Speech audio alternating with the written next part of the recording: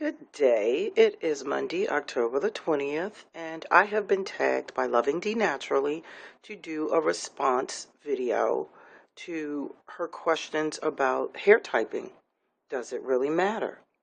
And she asked about what system do I use to type my hair, and does it really matter to know that information? Now, I've gone by the standard hair typing where my hair would be considered a 4C. I think a lot of African American women use that hair typing system, and my hair would be considered 4C under that system. But about 2 months in after I became natural, which was 2 years ago, I learned about the curly girl method, and I purchased the Lorraine Massey's The Curly Girl Handbook, and I identified my curl to be an actual corkscrew curl on her system. Now, I like her system better because her system identified my hair almost to a T and provided me with what I need to do to make that the healthiest curl. So I'm going to just read you some of the things that I printed out about the corkscrew curl from Lorraine Massey's The Curly Girl Handbook. If you know you have corkscrew curls, if you have curls that contract tightly, if they're cut too short. You know you have corkscrew curls if you have lots of small spirals. That's my whole head. My whole head is full of small spiral curls. If hair, you know that you have corkscrew curls if you have hair that appears thickly textured when you look at it all together, but it's actually baby fine and delicate when you look at a single strand. And that is my hair all over.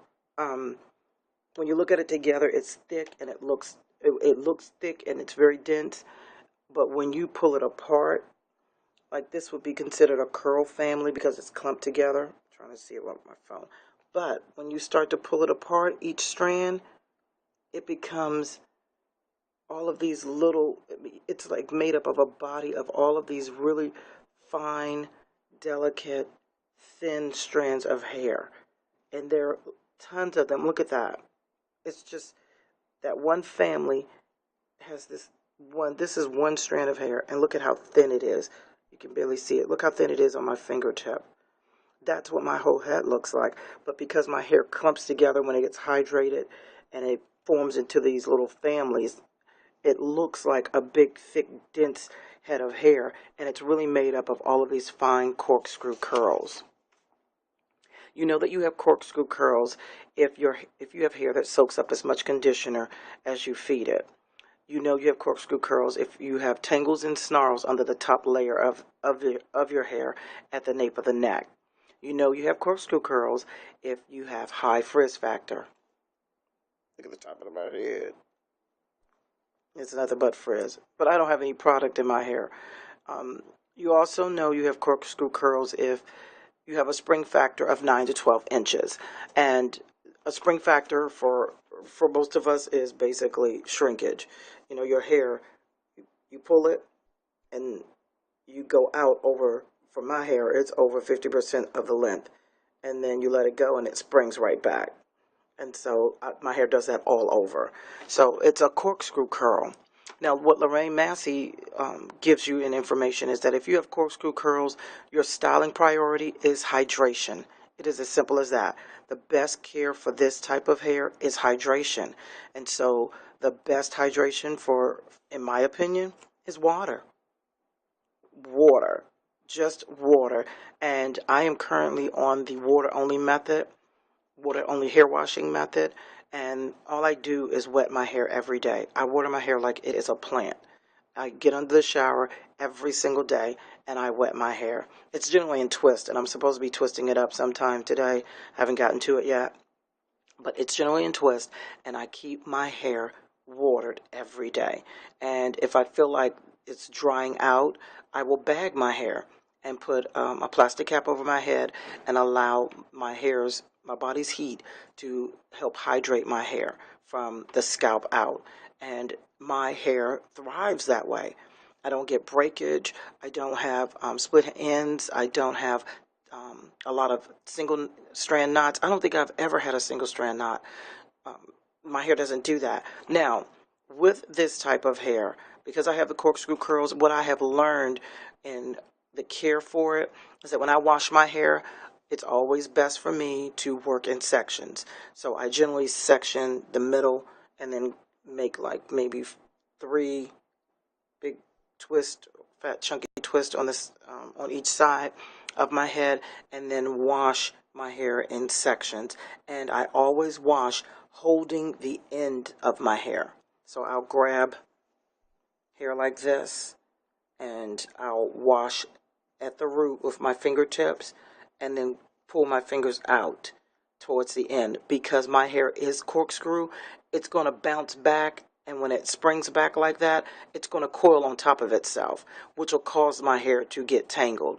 And so what I've learned is that it's technique. You just have to learn how to keep the ends controlled while you're getting your scalp clean. And then, especially for the water only method, pulling sebum through to the ends of your hair. Now, once you have full coverage of sebum, then that's not an issue anymore with the hair springing back on itself. The sebum tends to weight the hair down a little bit, so you don't get those types of issues. But until you get to that level, you have to really be clever with how you're handling your hair, or else you're going to be one of those who's subject to a lot of tangles and a lot of heartache. Now, I haven't had that, and so thank God. But really, I think knowing your curl type, I think, does matter, because you need to know how to care for it. And so there's no need to know the curl type if you're not going to know, well, what does that curl type require? And I think Lorraine Massey's system is very well defined and very informative with what you need for your hair type. And what else did she ask? I think that was it. So that I use Lorraine Massey's system, and I have a corkscrew curl, and it does matter with regard to what I need for my hair. And for me, it's hydration.